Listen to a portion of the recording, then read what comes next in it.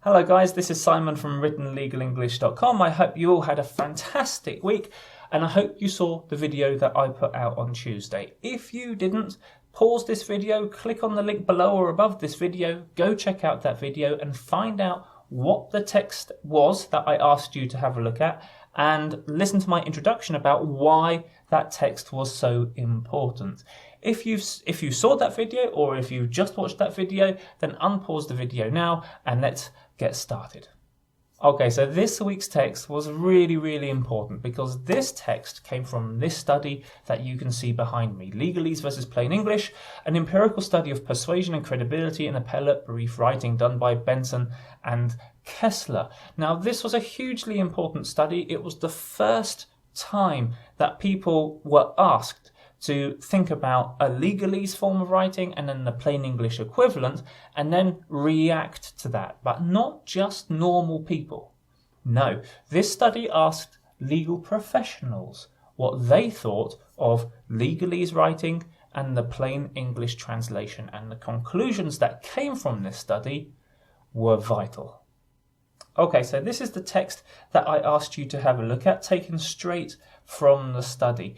One of the great things about the study, Benson and Kessler study, is that they break down this text and they explain precisely why this text is problematic in some detail. For example, they say things such as very long complex sentence with many embedded clauses, misplaced phrases, wordy, doublets, pompous and dull tone, poetic devices, and more. And the important thing, as far as you're concerned, is not just the explanation, but the footnote numbers.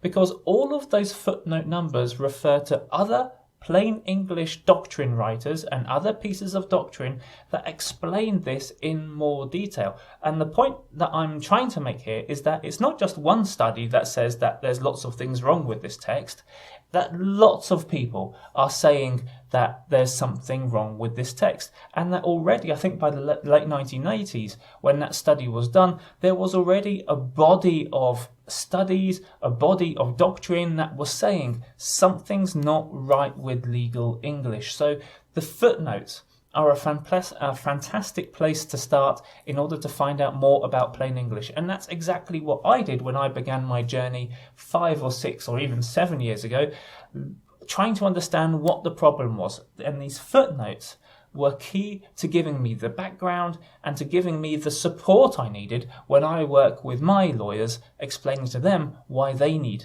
to improve their plain English and writing skills. Okay, so you're probably thinking, what does the plain English redraft look like? This is it. And you can tell two things straight away. One, it's a lot shorter.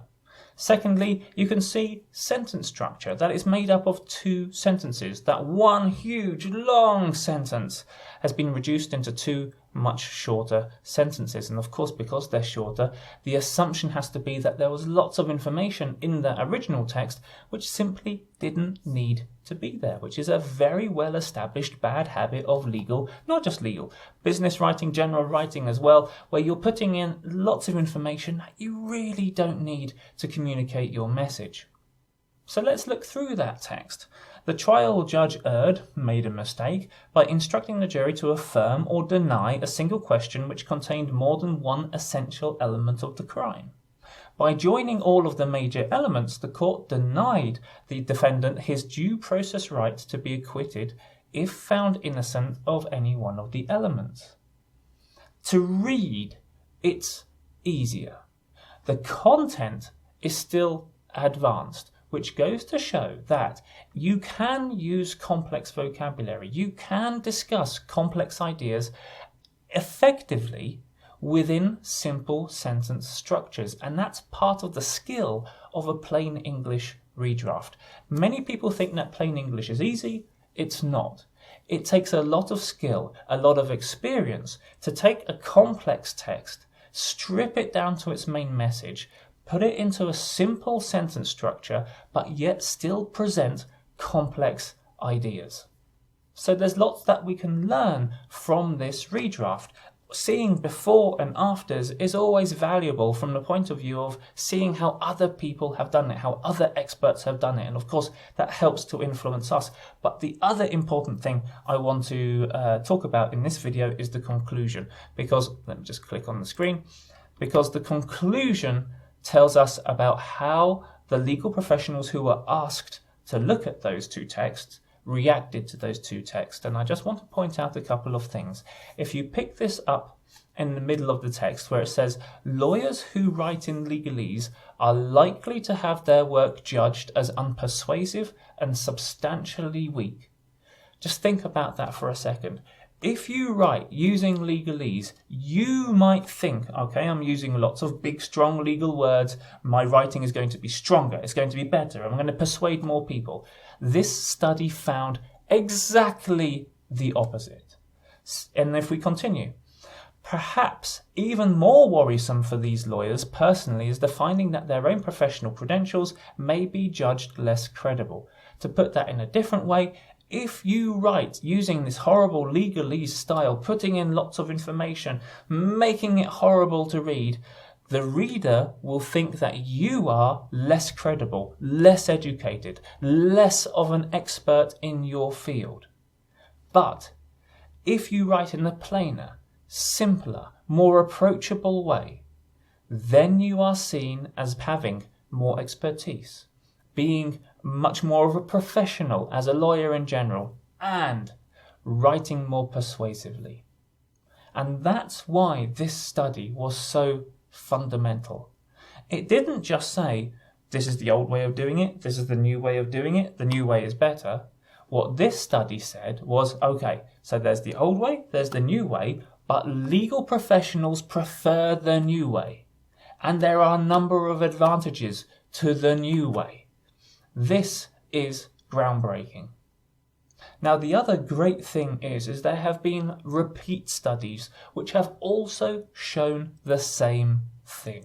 That over the since this was done in the late 1980s, there have been a number of studies done since. And as I said, irrespective of the before and the after, always the after, in other words, the plain English redraft was seen as better, more persuasive, and made the lawyer look better. Understanding this should be the main driver for you to change the way that you draft from this horrible, if you are writing in this horrible old-fashioned legalese way, to a more approachable, more commercially friendly and more client-friendly manner. Okay guys, I can talk for a long time about this study and the studies that came after this. If you want to download this study, there's a link below this video or above this video, depending on where you're watching this video. I'd encourage you, download the study, read through it, have a look at the science, be persuaded, and slowly open your mind to the fact that the plain English form of drafting, that is communicating complex legal arguments in a simple sentence structure and in a simple way that the reader can understand, is the way forward. It is the trend, and it will be something that will bring you success in your future careers. Okay guys, I hope you enjoyed this video. If you did, make sure that you like or subscribe or follow me depending on where you're watching this video. And of course you can catch me and all of my content on YouTube, LinkedIn, Facebook, or indeed on Patreon. I'll see you on Tuesday with another video, so have a great weekend.